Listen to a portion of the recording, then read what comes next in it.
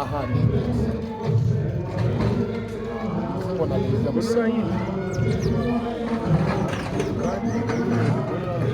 gusengera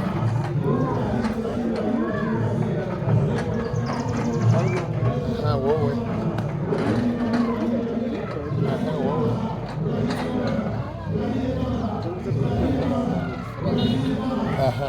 Ndabonera cyane. Bone. Hajya wambwiye ngo wiga mu wa kane. Mu wa kane isomo Ari. kubera icyo ukunda English kugira ngo nawe uzamenye icyongereza. Hari nk'agastori ko mu cyongereza uzi se? Ntakuzi. None se wiga icyongereza umaze igihe kingana urumva wavuye mu wa mbere mu wa kabiri mu wa gatatu mu wa kane ukaba nta gakuru k'icyongereza n'akavuze. Okay, what is your name? How old are you? 12 years old. 12 years old.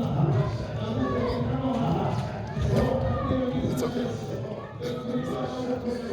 So, aha twagiye kuri wowe kugira hano. Wowe harya wambye ngo witwa Gift bisobanuye iki mu Kinyarwanda? Impano. Aha ni iyihe mpano ugira wowe wiyiziho uvuga ngo njye nka Gift niyizi ino mpano? Uzi gushushanya ku buryo ushobora kudushushanya twese uko turi hano? Ufite kureri wabishaka. Nizo nzozi zawe uba wumva uzabikora iminsi yawe yose se cyangwa no mu munsi gusa? Uba wumva ari uzakora. Aha, wowe niwe tugezeho. We witwa?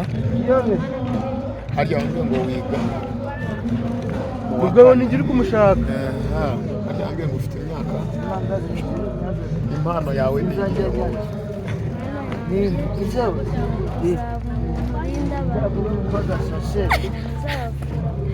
ukaba nk'umusirikare cyangwa umusekirite? Ngo uzaba umusekirite. Aha, wowe harya bakwita? Arambwira ngo bari gusengana. Bisobanuye iki? Victoire bisobanuye iki? Urakonani? Aha, Victoire bisobanuye iki? Ubutsinzi, sibyo? Aha, noneho harya wiga mu kangahe? Mu wa kabiri. Aha, wowe iyo wiga intego yawe ni iyi? Kuzaba umuganga. Uzadutera urushinge rutuvunikiremo. Okay,